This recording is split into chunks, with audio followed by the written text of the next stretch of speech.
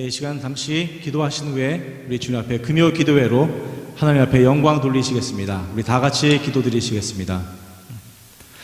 거룩하신 아버지 하나님, 감사드립니다. 세상은 변화돼 오직 변하지 않는 하나님의 법이 저희를 찾아오심을 감사드립니다. 이 시간 드려지는 예배로 주님께 보여주신 사랑과 값없는 은혜를 경험하는 신령한 예배가 되어지길 간절히 원합니다. 주님, 세상에서 지고 가는 이 무거운 짐을 주님께 기도드리며 내려놓기를 원합니다. 연약한 저희들을 불쌍히 여겨주시고 주님, 이 시간 주님과 함께 연합하는 귀한 시간 되게 하여 주시옵소서. 모든 것 감사드리며 이 모든 말씀 예수님의 이름으로 기도드렸사옵나이다.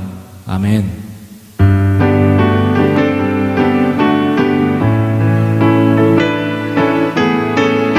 이 시간 찬양 드립니다. 우리 함께 걸어요.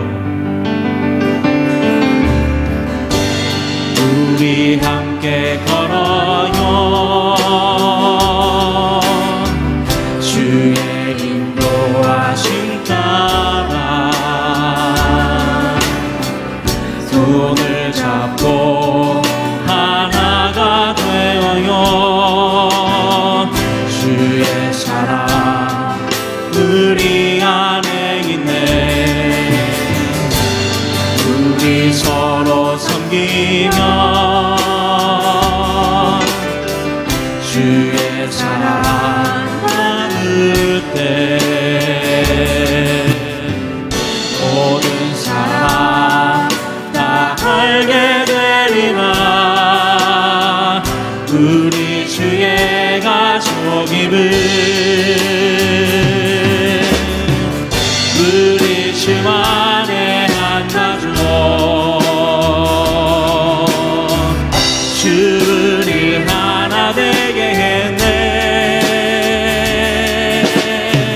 주의 사랑 나누며 서로 섬길 때 주의 나라 이루어지니. 우리 함께 걸어요. 우리 함께 걸어요. 주의 인도하심 따라 손을 잡고 하나가 되어요. 주의 사랑 우리 안에 있네. 우리 서로 섬기며 주의 사랑 나눌 때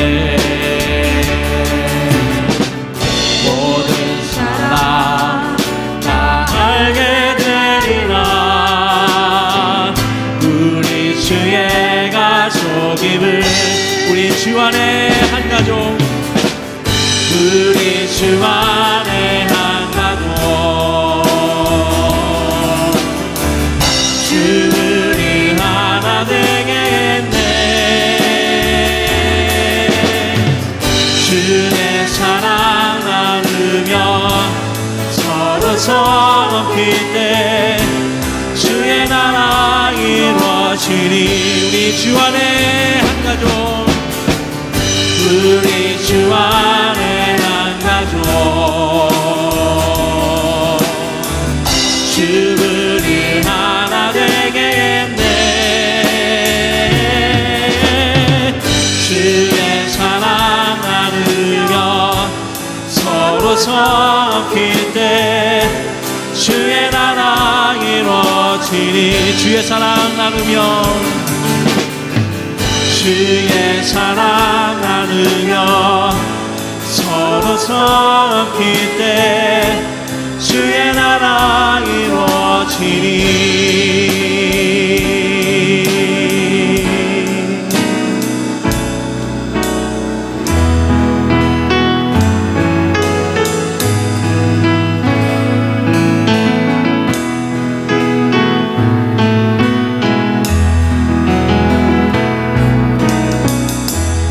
나를 지으신 주님 내 안에 계셔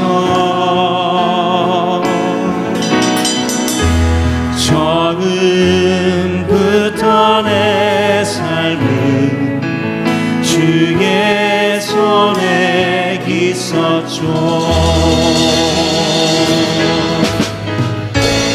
내 이름 아시죠.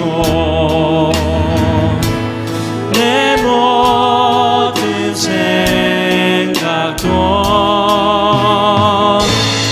내 흐르는 눈물 주가 닦아주셨죠.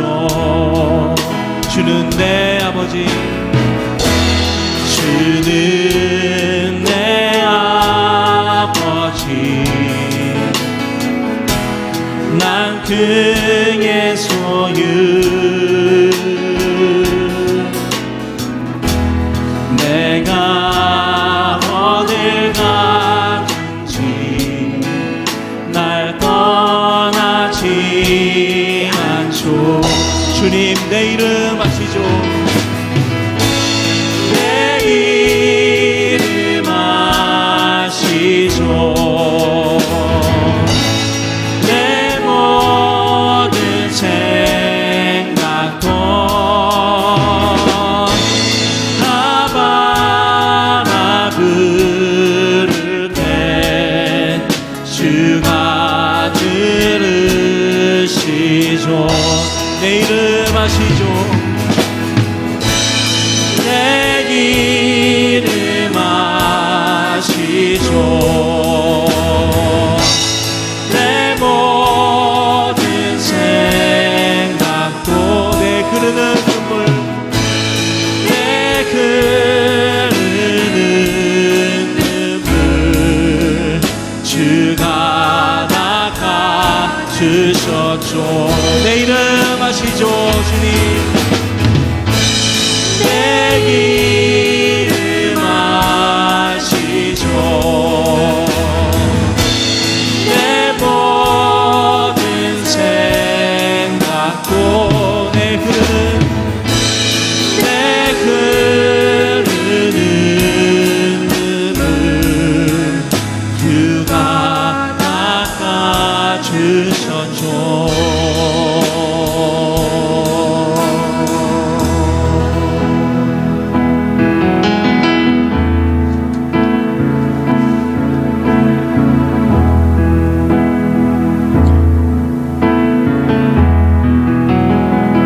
주를 향한 나의 사랑을 주께 고백하게 하소서. 아름다운 주의 그늘 아래 살며 주를 보게 하소서. 주님의 말씀 선포될 때에 땅과 하늘 진동하리니 나의 사랑 고백하리라. 나의 구주 나의 친구 부드러운 주의 속삭이 나의 이름을 부르시네. 주의 능력 주의 영광을 보이사 성령을 부으소서. 메마른 곳 거룩해지도록 내가 주를 찾게 하소서.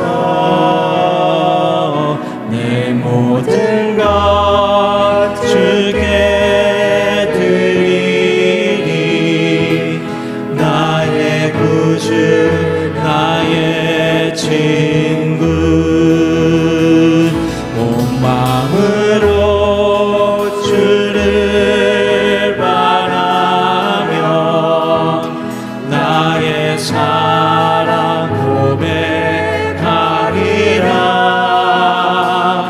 나를 향한 주님의 그 크신 사랑 간절히 알기 원해.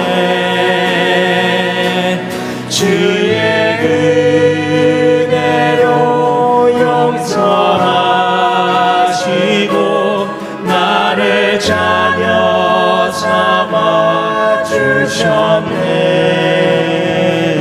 나의 사랑 고백하리라.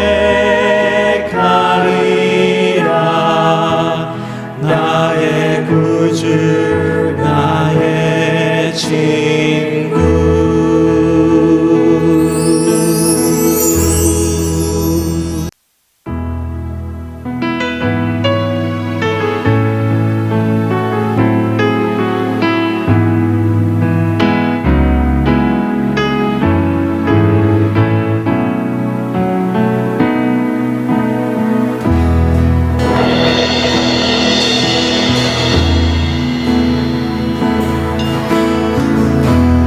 따스한 성령님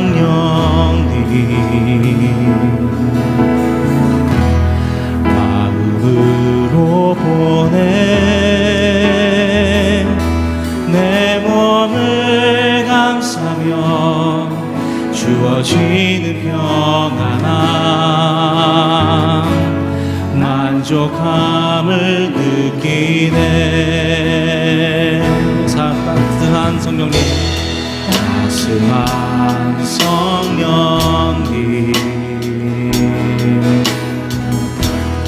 마음으로 보내.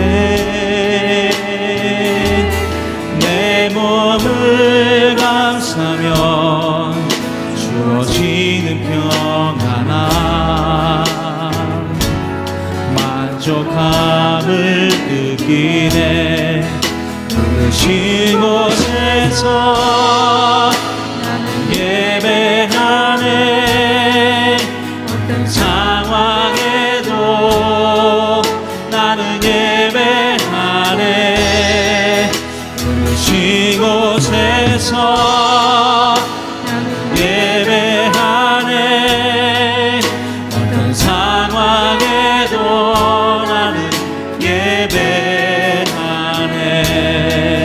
사랑과 진리에 사랑과 진리에 한 줄 깊이 보내. 내 몸을 감싸며 주어지는 평안함 그 사랑을 느끼네. 부르신 곳에서 예배하네. 어떤 상황에도 나는 예배하네. 부르신 곳에서 나는 예배하네. 어떤 상황에도 나는 예배하네. 내가 걸어갈 때 길이 되고 살아갈 때 삶이 되는 그곳에서 예배하네. 내가 걸어갈 때 길이 되고 살아갈 때 삶이 되는 그곳에서 예배하네. 내가 걸어갈 때 길이 되고 살아갈 때 삶이 되는 그곳에서 예배하네. 내가 걸어갈 때 길이 되고 살아갈 때 삶이 되는 그곳에서 예배하네. 부르신 곳에서 예배하네.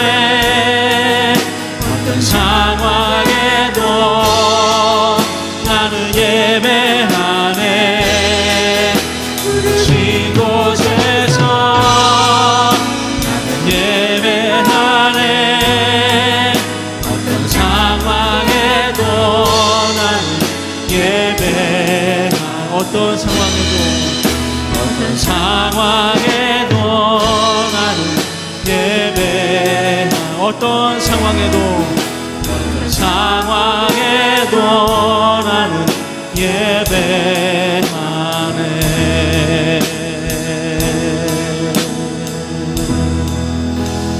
주님 감사합니다. 오늘 이 시간 잠시 저희들이 눈을 감고 기도하는 시간 갖도록 하겠습니다. 오늘 드려지는 주님을 향한 찬양의 기도가 아버지께 올려지기를 저희들이 기대합니다.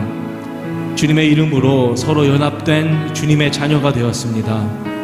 한 가정의 아버지요, 어머니요, 자녀이기 이전에 영적으로 모인 형제요, 그리고 또한 자매입니다. 내일을 알 수 없는 이 어려운 상황 속에서도 가정으로 영적인 공동체를 이루게 하셨습니다. 서로 힘든 이 시간 격려하면서 기도함으로 주님 말씀 붙잡고 이겨내기를 원합니다. 더 나아가서 교회를 향한 주님의 계획을 잃지 않고 변함없는 충성된 주님의 자녀된 본분을 저희들이 잊지 않기를 원합니다. 이 시간 다 같이 그러한 마음을 가지고 기도하시길 원하시는 것은 주님 서로 간에 격려하고 주님 사랑 작은 곳에서 실천하면서 이 어려움 반드시 이겨나가도록 힘 주시고 능력 주시옵소서. 각 가정과 교회와 사회 안에서 믿음 잃지 않고 이번 기회로 오히려 삶의 간증이 되게 하여 주시옵소서라고 우리 다 같이 합심하여 기도드리시겠습니다. 아버지 하나님 감사드립니다. 그녀 기도회로 저희들의 모이게 해주심을 감사드립니다. 주님 이 시간에 각 가정에서 아버지 머리 숙여 저희들이 기도하기 원하는 것은 저희들이 어떠한 상황에도 우리들의 믿음을 잃지 않고 이 가정에서 서로 화합하면서 한 마음과 한 뜻으로 저희들에게 주님을 향한 그런 계획을 기도 나누기를 원합니다. 아버지 하나님 이 가정의 공동체를 이루게 하심을 감사드립니다. 이 가정을 통해서 작은 교회가 생겨나게 하시고 아버지 서로 다툼과 어려운 어려움을 갖지 말게 하셨고 아버지 하나님 희망을 주셔서 아버지 하나님이 어려운 상황을 아버지 하나님께서 주신 그 믿음 가지고 아버지 반드시 이기며 승리할 수 있도록 주님 인도하여 주시옵소서.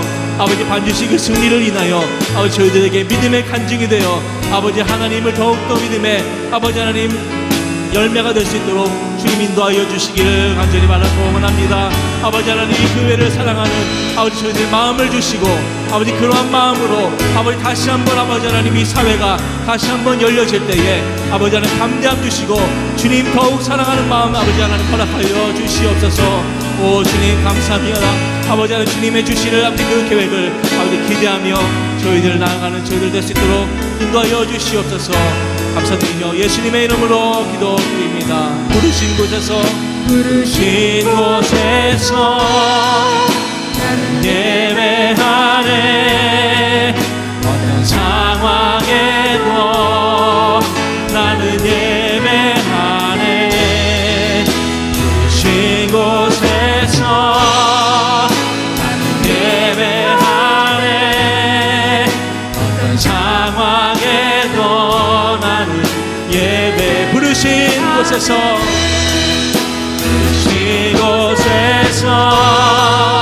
나는 예배하네. 어떤 상황에도 나는 예배하네. 부르신 곳에서 나는 예배하네. 어떤 상황에도 나는 예배. 어떤 상황에도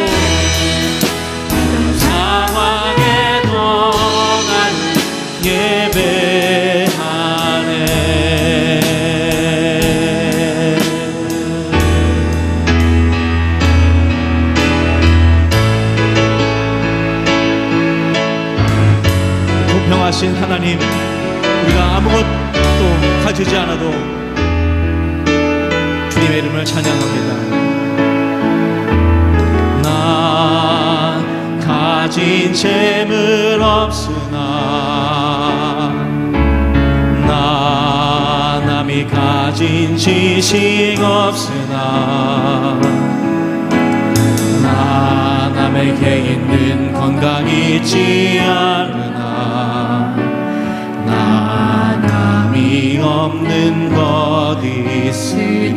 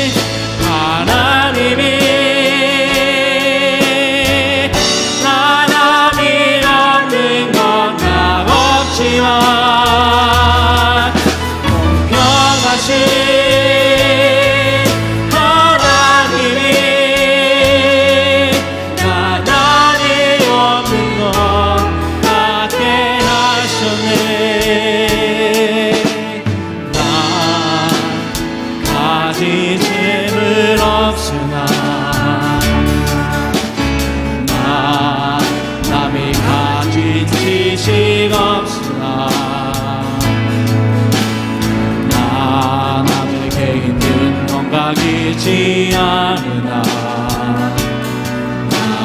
남이 없는 것 있으니 나 남이 못 본 것을 남이 못 본 것을 보았고 나 남이 듣지 못한 음성 들었고 받지 못한 사랑 받았고 하나님이 모르는 것 깨달았네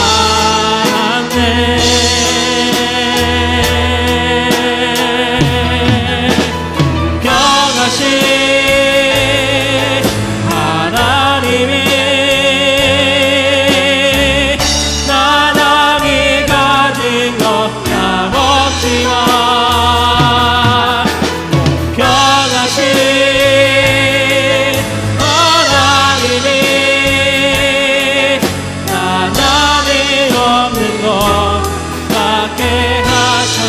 공평하신 하나님이 나남이 가진 건 다 없지만 공평하신 하나님이 나남이 없는 것 같게 하셨네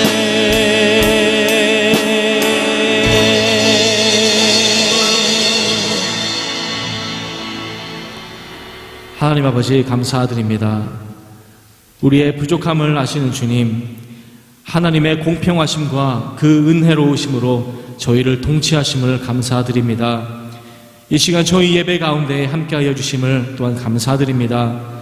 이 시간 하늘의 신령한 지혜가 저희 가운데 임하셔서 하늘의 지혜로 충만해지는 예배가 되게 하여 주시옵소서. 감사드리며 예수님의 이름으로 기도드려 싸움나이다. 아멘.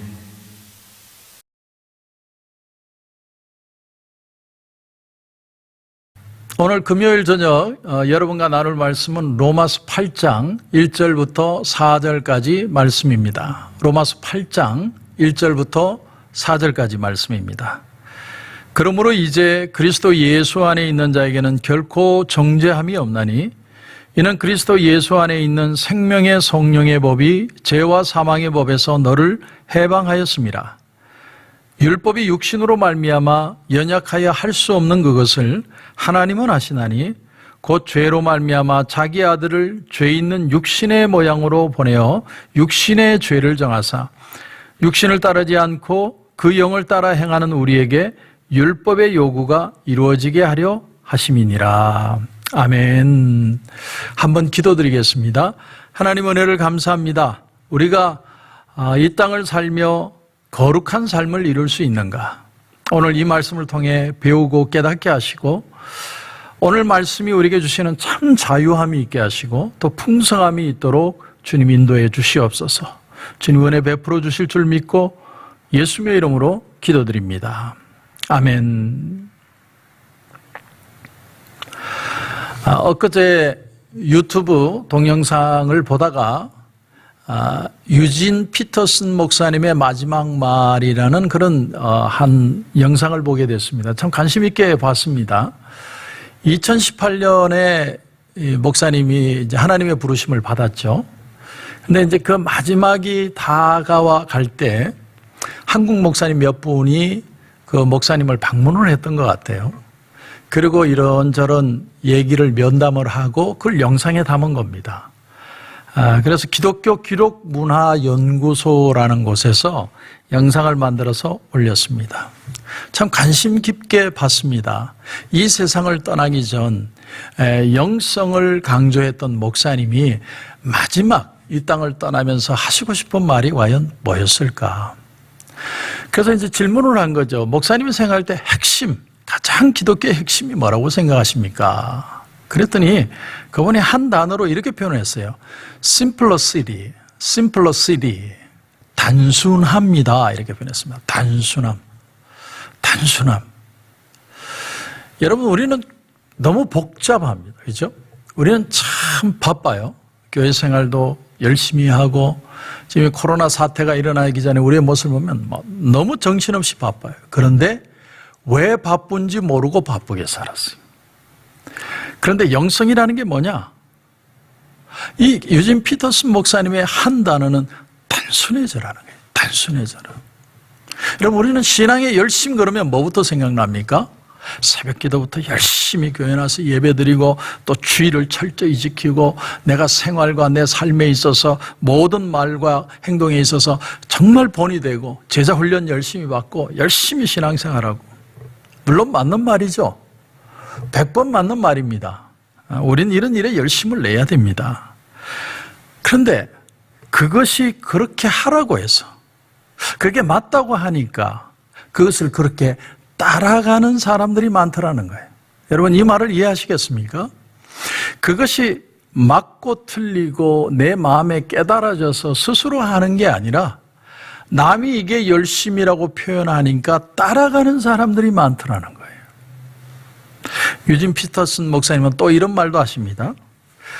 진정한 기독교의 영성은 사람들이 자기에 대한 관심을 떨쳐버리고 자기가 아닌 다른 존재, 다시 말하면 예수님께 그 관심에 초점을 맞추는 것이다. 영성은 살아계신 하나님을 향한 깨어있는 관심이며 공동체 속에서 우리가 하나님을 향해 드리는 신실한 반응이다. 그러면서 예수님만이 우리에게 영성을 위한 참된 내용을 제공하실 수 있다. 이렇게 표현을 합니다. 그러므로 이 목사님이 강조한 게 뭐냐면 하나님의 말씀에 다시 집중할 필요가 있다는 거예요. 하나님의 말씀을 듣는 자세, 하나님의 말씀을 듣는 귀, 하나님의 말씀을 듣는 마음. 그 속에서 주님이 내게 오늘 뭐라고 말씀하시는지를 다시 드러낼 수 있을 때 우리의 영성이 회복될 수 있다고 표현을 합니다. 그런데 성경을 보면 주로 어떻게 되어 있냐면 하라, 말하라, 가라, 가르치라, 명령조로 다 되어 있다는 거죠. 명령조로. 다시 말하면 이 성경은 순종을 강조한다는 겁니다. 순종. 여러분, 성경이 말하는 핵심은 하나님의 말씀에 순종하는 것이다. 자, 이제 오늘 우리 본문 로마서 8장으로 한번 들어가 보겠습니다. 로마서 8장은요, 핵심 중에 핵심입니다. 반지를 끼고 있던 반지의 다이아몬드와 같은 것이 로마서 8장입니다. 우리 제자반, 사역자반을 하면 원래는 이 8장을 다 외우게 만들어요. 그만큼 중요한 장입니다. 근데 오늘 이 8장을 보면 제일 먼저 어떤 단어가 시작이 되냐면 그러므로 이렇게 표현을 합니다. 여러분, 그러므로라는 단어가 언제 쓰이죠? 앞에 내용을 가지고 그러므로 결과적으로 할 때 쓰는 말이죠. 그러면 앞에 내용이 뭘까?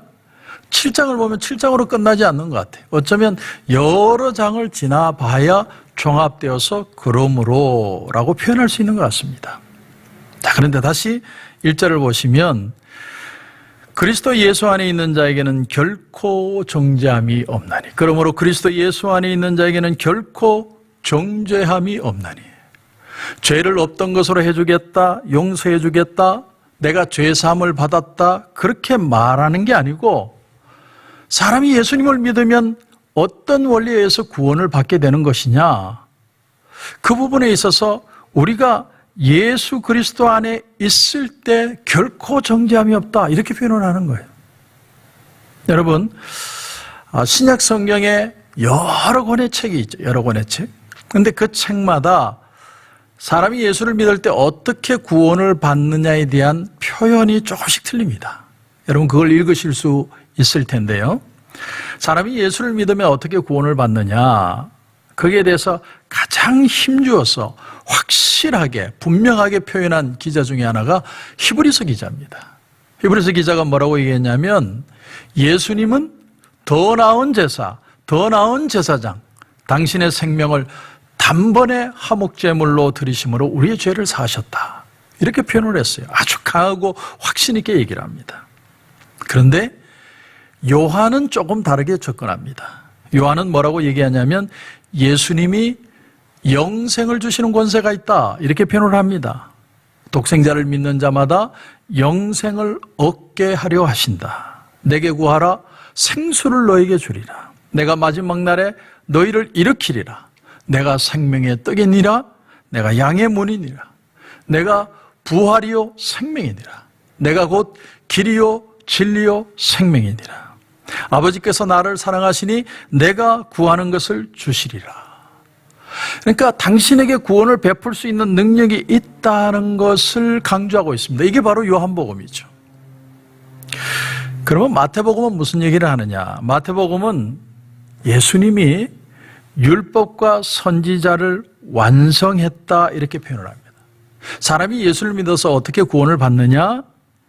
인자가 온 것은 자기 목숨을 많은 사람의 대속물로 주기 위해서 왔다 이렇게 표현합니다. 예수님을 표현을 할 때 구원받는 이유가 예수님이 내게 대속물, 내 죄의 대속물이 되셨기 때문에 내가 구원을 받는다는 거예요. 내가 벌모로 잡혀 있는데 그 지불 대가로 대속물이 되신 분이 예수님이다. 이렇게 성경마다 조금씩 표현 방식이 틀립니다. 그런데 오늘 이제 바울에게 와서 바울은 뭐라고 얘기하느냐? 바울은 사람이 예수를 믿어서 어떻게 구원을 받느냐라고 질문할 때 바울은요, 예수님과 율법을 비교해요. 예수님과 율법. 예수님과 사탄을 비교하는 것도 아니고 예수님과 죄를 비교하는 것도 아니고 예수님과 율법을 비교합니다. 그리고 뭐라고 오늘 강조하느냐면 우리는 율법 안에 율법에 대해서 죽었다 이렇게 표현합니다. 잘 보십시오. 율법이 죽었다 말하는 게 아니라 율법에 대해서 내가 죽었다라고 말해요. 그리고 그리스도 예수 안에서 우리가 율법에 대해서 죽은 것이다. 다시 말하면 율법이 더 이상 나를 컨트롤할 수 없게 되었다는 겁니다. 왜냐하면 내가 율법에 대해서 죽는 것이기 때문에. 구원을 이렇게 표현하는 거예요. 율법에 대해서 우리는 죽었다. 여러분 지난 시간에 배운 걸 잠깐 제가 말씀을 드리면 제가 마지막 설교 부분에 예화를 하나 드렸죠. 여러분 기억나십니까? 기억나는 게 이상한 거죠. 근데 그 예화를 제가 얘기를 하면 생각이 나실 겁니다. C라는 여인이 L이라는 남자를 만나서 컨트롤을 받고 너무나 힘들었는데 그 스케줄표로 사는 게 너무나 힘들어서 저 L이라는 남자가 좀 죽었으면 좋겠다. 근데 진짜로 죽었어요. 그 후에 나는 다시는 남자는 만나지 않으리라. 그러다가 J라는 남자를 만났습니다.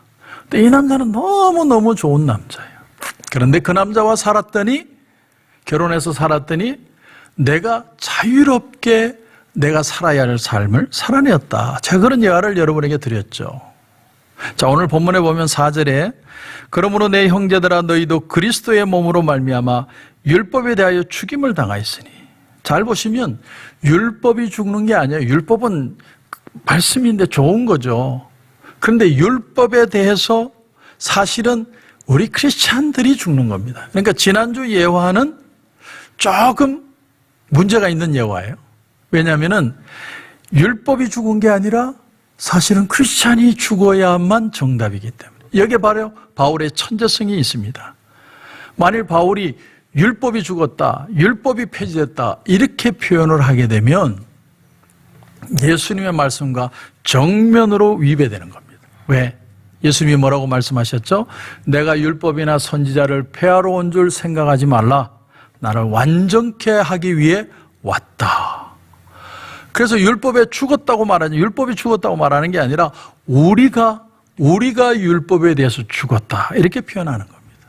그래서 죄송하지만 지난주 예화는 굉장히 유명한 미국 목사님의 오래된 예화입니다. 그러나 그 예화는 조금 문제가 있죠. 문제가 있다기보다는 주님의 은혜를 강조하려 하다 보니까 그렇게 표현하게 되었을 것이다. 그래서 바울은요, 세례를 어떻게 표현을 했냐면, 세례를 물로 죄 씻음 받는 거로 표현하는 게 아니라, 사람이 세례를 받는 건 옛사람이 죽는 것이다. 그리고 물에서 나옴으로 그리스도 안에서 새로운 생명을 얻는 것이다. 그게 바로 세례다. 이렇게 표현을 합니다. 예수님이 말씀하시기를 요한복음에 육으로 난 것은 육이요 영으로 난 것은 영이니 너희가 성령으로 거듭나지 아니하면 하나님 나라를 볼 수 없느니라. 그리스도와 연합해서 옛사람이 죽어야, 율법에 대해서 죽어야 그리스도에 대해서 살게 된다는 의미가 본어게인의 의미라는 겁니다. 그 율법 앞에서는 내가 죽고 주님과 연합할 때 율법을 이룰 수 있게 된다는 거예요. 어떻게? 그리스도 안에서 그리스도의 능력으로 이루어낼 수 있게 된다는 거예요. 그러니까 여러분, 정죄함이 없다는 말은 내 죄가 없어졌다든지 죄가 없는 것으로 쳐준다든지 그런 말이 전혀 아니고, 율법에 대해서 죽었기 때문에 율법이 더 이상 내게 효력을 발휘하지 못하고 우리를 더 이상 꾸짖고 나무랄 수 없는 대상이 되었다, 이런 뜻입니다. 그러니까 율법은 마치 뭐와 같으냐면 선도부장 같은 거예요. 선도부장. 제가 옛날에 중학교 때 이렇게 등교를 하면 그 교문을 들어갈 때 선도부장 형님이 딱 완장을 차고 기다리고 있어요. 기다리고 있다가 탁탁 잡아냅니다. 머리 긴 놈, 모자 똑바로 안 쓴 놈, 단추 하나 푸른 놈, 늦게 온 놈 다 잡아냅니다. 그러니까 제일 무서운 게 누구냐면 선도부장 형님이. 그렇기 때문에 어떻게 해야 되느냐? 쇼생크 탈출처럼 예수님이 율법에서 탈출시키지 않으면 우리는 율법에서 자유할 방법이 없는 거예요. 그래서 주님이 우리에게 말씀하는 거예요. 내가 너를 지금 탈출시키니까 내가 율법하고 쇼부를 볼 테니까 넌 빨리 도망가라. 그리고 우리를 보내주시는 겁니다. 우리를 율법의 지배로부터 해방시키는 거죠. 그래서 좀 전에 말씀드린 것처럼 유진 피터슨 목사님이 성경의 말씀에 가라, 하라, 명령조로 되어 있다는 건 그건 바로 순종을 의미하는 것이다. 그런데 여러분 한번 생각해 보세요. 나는 정말 순종하고 싶어요. 유진 피터슨 목사님의 그런 말씀을 들으면 야, 나도 정말 이 마지막 이 세상을 떠난 사람의 말이 순종이라는데 나도 성경 말씀을 순종하고 살아야 되겠다. 그래서 성경 말씀대로 오늘 한번 해봐야지. 해보십시오. 잘 안 돼요. 마음은 하고 싶은데 실제로는 안 되는 거예요. 그래서 바울이 말하는 핵심적인 솔루션이 뭡니까? 율법에 대해서 죽어야 된다. 율법에 대해서 죽어야 된다. 순종이라는 건 율법을 얼마나 많이 지켜내느냐의 문제가 그 순종이 아니라는 거예요. 나는 안 된다는 거예요. 그래서 내가 죽고 예수와 연합해서 다시 사는 역사, 주님 안에서 다시 사는 역사가 이루어져야만 율법의 이루어짐을 경험할 수 있다는 거예요. 그래서 오늘 말씀에 여러분 2절도 한번 보십시오. 2절을 보시면 이는 그리스도 예수 안에 있는 생명의 성령의 법이 죄와 사망의 법에서 너를 해방하였습니다. 그러니까 율법을 폐지한 것도 아니고 율법을 없이 한 것도 아니고 율법으로부터 해방을 시키는 겁니다. 여러분, 율법이 나쁜 게 아니에요. 율법은 사람과의 관계 속에 율법이라는 건 정말 옳은 것이죠. 그러나 율법과 사람이 같이 지낼 수는 없다라는 거예요. 여러분, 이 지구 말고 이 우주의 다른 행성에 사람이 살 수 있을 수 있다라고 해서 지금도 막 찾고 있지 않습니까? 그런데 결론적으로 다른 행성에 살지 못하는 이유가 뭔 줄 아세요? 가장 큰 이유가 방사능 때문이에요. 방사능. 방사능의 빛을 쐬면 지구는 이걸 다 막아주고 있지만 어느 정도로 사람이 살 수 있을 정도로 공간을 유지하지만 방사능을 쐬면 사람은 살아갈 수가 없다라는 거예요. 마찬가지로 율법도 한번 말씀대로 살아보려고 해보세요. 말씀의 빛이 한번 쏘여져 보세요. 정말 강력하게 말씀의 요구를 한번 들어보세요. 여러분, 간음하지 말라. 하나님의 말씀에 간음하지 말라고 그랬다. 하나님 간음하지 않게 하시고 여자가 생각나지 않게 하시고 여자가 돌같이 보이게 하시고 주여 여자가 돌같이 보일지어다. 한번 선포해 보십시오. 그때부터 여자는 더 생각나기 시작합니다. 평소에는 생각 안 나던 여자까지 생각납니다. 우리 인간은요, 생각 안 해야지 하면 할수록 더 생각. 그래서 못 지키는 겁니다. 여러분, 율법은 감당할 수 없는 힘든 존재입니다. 이대로 있다가는 우리는 다 그 빛에 쏘여서 죽어요. 그래서 율법에 대하여 내가 죽게 하는 겁니다. 내가 죽어야만 율법의 요구를 이뤄낼 수 있는 거예요. 누구를 통해서? 예수 그리스도를 통해서. 그래서 예수 그리스도 안에 있는 자에게는 결코 정죄함이 없다라고 표현하는 거예요. 그게 바로 오늘 본문의 말씀의 핵심입니다. 오늘 아침에 본당에서 제가 혼자 하나님 앞에 기도했습니다. 하나님, 지금 코로나 사태로 이제 마치 한두 주 있으면 모든 게 오픈될 것처럼 하다가 오늘 신문에 왜 8월 달부터 개방할지 9월이 될지도 모르겠다는 그런 기사가 뜹니까? 하나님, 참 너무 마음이 답답합니다. 이건 아니지 않습니까? 하나님 앞에 하소연했어요. 그러다가 어떻게 기도를 했냐면 하나님께 맡기겠습니다. 이 모든 일의 게임 체인저는 하나님이신 줄 믿습니다. 렘데스비르, 하이드록시클로로킨이 게임 체인저가 아니라 하나님이 게임 체인저인 줄 믿습니다. 나는 하나님께서 이 문제를 해결해 주실 줄 믿고 내가 지금 할 수 있는 일을 나는 해 나가겠습니다. 그 기도를 하고 일어서는데 마음이 편안하더라고요. 여러분, 우리가 예수님에게 속하고 예수님 안에 있어야 되는 이유가 바로 여기에 있어요. 내가 이뤄내는 게 아니라, 내가 내 감정을 컨트롤해낼 수 있는 게 아니라 주님 안에 있고 주님을 믿음으로 내가 담대히 살아갈 때 주님이 주시는 위로와 평안이 있어야 승리하는 삶을 살아갈 수 있다라는 거예요. 여러분, 어떻게 거룩해질 수 있느냐? 어떻게 하면 우리가 성화의 삶을 이룰 수 있느냐? 내가 하나님을 닮은 거룩한 성화의 삶, 그 하나님의 형상을 닮아 살아갈 수 있느냐? 여러분, 그동안 성화에 대해서 두 가지 여러분 잘못된 견해가 있었습니다. 첫째가 뭐냐면, 첫째는 노력으로 이루는 성화입니다. 노력으로 이루는 성화. 그들은 생각합니다. 구원은 은혜로 받았지만 그 후의 삶은 내가 열심히 착실하게 살아야지. 공부도 많이 하고 많이 이뤄야 되고 많이 애써야 되고 이 삶이 내게 있으면 그러면 성화로워지겠지. 여러분, 우리가 성화를 이루기 위해서 나의 노력이 필요하다고 성경이 얘기는 하지만, 그러나 성경은 어디에도 내 힘과 내 노력으로 성화를 이룰 수 있다고 표현한 곳은 없어요. 그런데 그렇게 사는 사람은 참 많습니다. 그 결과 금욕주의에 도달하는 사람도 있고 율법주의에 도달하는 사람도 있고 형식주의, 외식주의에 빠진 사람이 너무나 많다는 거예요. 이게 문제인 겁니다. 성경은 그렇게 가르치지 않습니다. 잘 이해하셔야 돼요. 성화는 결코 우리의 힘으로 이룰 수 있는 게 아니에요. 구원은 은혜로 받지만 성화는 행위로 이루어질 수 있는 것이 절대로 아니라는 거예요. 두 번째 잘못된 견해는 그래서 성화는 이룰 수 없다는 생각입니다. 내가 해도 안 되니까, 한두 번 하다가 안 되니까 그래 포기해버리는 겁니다. 그것도 잘못된 생각이에요. 몇 번을 내가 노력해 봤는데 해도 안 되더라는 거죠. 마치 제가 고등학생일 때 전국 수학 경시대회를 치렀는데 시험이 얼마나 어려웠는지 한 반에 70명 중에 40명이 빵점이. 너도 빵, 내도 빵. 처음에는 애들이 우울해하다가 막 빵점이 점점 많아지니까 막 마음에 위로를 받더라고요. 왜? 너도 빵점, 나도 빵점, 다 같이 빵점, 전부 빵점이니까 너무 좋은 거예요. 그런데 어디에서 최고의 카타르시스를 느꼈느냐? 우리 반에 4등, 거의 4등을 하던 친구가 있었는데 그 친구가 빵점을 맞은 거예요. 그러니까 막 환호가 나오더라고요. 와, 그게 좋아할 일입니까? 그게 기뻐할 일이 아니잖아요. 그런데 저런 인간도 빵점을 받으니까 얼마나 위로를 받는지 모르는 거죠.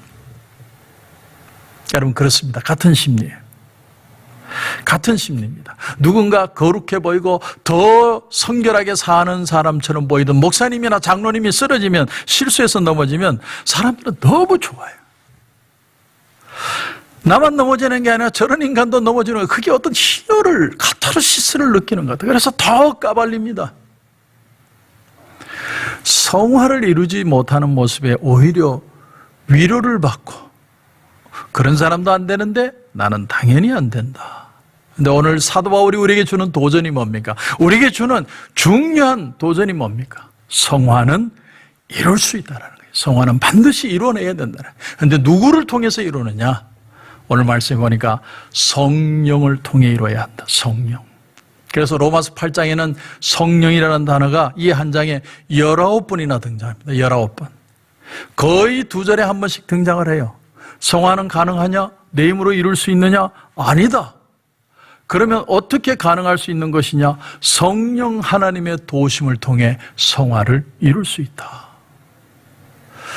여러분, 요한복음 16장 13절에 보면, 그러나 진리의 성령이 오시면 그가 너희를 모든 진리 가운데로 인도하시리니, 이런 말씀이 나와요. 하나님은 왜 성령을 이 땅에 보내주셨느냐? 성령이 왜 우리 마음에 오셨을까? 성령은 우리 마음에 오셔서 가장 중요하게 하시는 일이 뭘까? 가장 중요한 핵심은요, 저와 여러분을 진리 가운데로 인도해 가신다. 진리 가운데로 인도해 오신다. 우리 한국교회는 성령 그러면 자꾸 이 뜨거움을 먼저 생각합니다. 뜨거움. 저희 와이프는 스파를 너무 좋아하고 저는 스파를 너무 싫어합니다. 그런데 자꾸 성령 그러면 자꾸 사람들이 등이 뜨거워지는 것만 생각합니다. 저는 그건 우리 목사님들에게도 책임이 있다고 생각합니다. 자꾸 부흥을 강조하다 보니까 뜨거움만 강조하게 됐어요. 그러나 성령은 뜨거움 안에, 뜨거움 이전에 진리의 성령입니다. 진리의 성령. 진리 가운데로 우리를 인도해 가신다. 그렇다면 진리가 뭐냐? 도대체 진리가 뭐고 성령은 그 진리로 왜 인도해 가시는가? 여러분 3절을 보십시오. 3절을 보시면 율법의 육신으로 말미암아 연약하여 할 수 없는 그것을 하나님은 하시나니 곧 죄로 말미암아 자기 아들을 죄 있는 육신의 모양으로 보내어 육신의 죄를 정하사, 예수님의 육신의 죄를 정하사, 그러니까 예수님의 육신에 그 십자가를 지게 하심으로 죄를 그게 쉬운 겁니다. 그리고 그 다음 보면 육신을 따르지 않고 이제부터 그 영을 따라 행하는 우리에게 율법의 요구가 이루어지게 하려 하심이니라. 이게 바로 생명의 성령의 법입니다. 죄와 사망의 법은 우리가 육신이 약해서 율법을 지킬 수 없다는 것을 의미하는 거죠. 율법은 좋은데, 너무 좋은데 우리 힘으로 그걸 지켜내지 못하기 때문에 사망의 법인 거예요. 우리의 죄를 그런데 해결하기 위해서 하나님은 독생자 예수님을 이 땅에 보내셨습니다. 그것도 죄에 있는 인간의 형상으로 보내셨어요. 그리고 그 죄를 다 짊어지셨습니다. 십자가를 지시고 저와 여러분의 죄를 다 지시고 정죄를 받으셨습니다. 다시 말하면 율법의 요구를 다 이뤄내신 거예요. 그분이 십자가 위에서 다 그것을 이루셨기 때문에 율법은 더 이상 우리에게 요구할 수 없습니다. 그런데 왜 오늘도 나는 말씀대로 살려면 안 되고 나는 오늘 왜 죄짓고 사느냐? 가장 중요한 핵심이 뭐라고요? 예수 그리스도를 믿는 자마다, 이 주님이 나의 죄를 사하시고 나와 함께 하시고 나로 하여금 그 삶을 살아내게 하실 줄 믿는 자마다 그 삶을 오늘도 이루어 갈 수 있다는 거예요. 여러분, 우리는 정죄받지 않습니다. 내가 착해서가 아니에요. 예수님이 나 대신 갈보리 십자가에 그 보혈의 피를 흘려주셨기 때문에 내가 오늘도 주님 안에서 자유한 삶을 살게 되는 거예요. 이걸 믿으시고 이걸 받아들이십시오. 성령님은 오늘도 우리에게 오셔서 이것을 받아들이기를 간절히 원하고 계십니다. 성령은 진리를 가르치십니다. 예수 그리스도의 보혈의 피로만 우리는 자유할 수 있고 해방될 수 있고 기뻐할 수 있고 기쁨으로 주의 일들을 감당할 수 있다는 걸 가르쳐 주십니다. 사랑하는 성도 여러분, 여러분들이 다시 이 본당에서 만날 것을 우리가 기대합니다. 그런데 이제 우리가 지금 이 단련되는 시간에 내가 정말 필요한 마음이 뭘까? 그것은 바로 예수님의 보혈의 피를 의지하는 마음입니다. 주님의 그 보혈의 능력이 아니면 우리는 율법의 요구를 이뤄낼 수 없습니다. 그러나 우리는 성화의 삶을 살아야 됩니다. 누구를 통해서요? 성령을 통하여 예수 그리스도의 보혈의 능력을 믿음으로 성화의 삶을 살아내는 것입니다. 그게 바로 그리스도인입니다. 저는 비전이 있습니다. 큰 교회를 만드는 꿈이 아닙니다. 이번에 처절하게 제가 제 자신을 다시 돌아보게 되었습니다. 내가 정말 이루고 싶은 꿈은 성령을 통하여 내가 성화되어져 가서 정말 주님이 기뻐하시는 모습으로 변화되는, 기뻐하고 감사하고 감격하며 주의 뜻을 이루어내는, 제가 하는 목회 사역에도 또 이 세상의 삶에도 내 가정의 삶에도 주님이 원하시는 기뻐하는 삶을 이루는 그런 역사가 일어나기를 저는 기도하고 있습니다. 사랑하는 성도 여러분, 오늘 이 저녁에 주여 내가 성화의 삶을 살고 싶습니다. 주님이 기뻐하는 삶을 살고 싶습니다. 그런데 그 삶이 내 힘으로 되는 게 아니라 성령을 통하여 예수 보혈의 능력으로 된다는 걸 알게 하시고 그 믿음으로 다시 일어나서 자유하고 승리하는 그런 놀라운 은혜가 넘치길 주님의 이름으로 축원합니다. 기도드리겠습니다. 하나님 은혜를 감사합니다. 오늘 이 귀한 저녁에 우리가 성화의 삶을 살아야 한다는 걸 배웠습니다.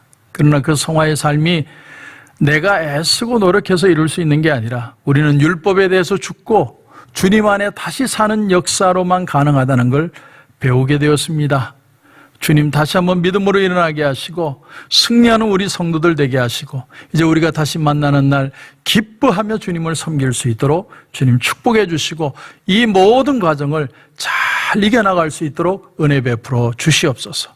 우리 하나님 역사해 주실 줄 믿고 예수님의 이름으로 기도드립니다. 아멘. 예수의 이름으로 나는 일어서리라. 주가 주신 능력으로 나는 일어서리라. 원수가 날 향해 와도 쓰러지지 않으리. 주가 주신 능력으로 주가 주신 능력으로 주가 주신 능력으로 일어서리. 예수의 이름으로 나는 일어서리라. 주가 주신 능력으로 나는 일어서리라. 원수가 날 향해 와도 쓰러지지 않으리. 주가 주신 능력으로 주가 주신 능력으로 주가 주신 능력으로 일어서리.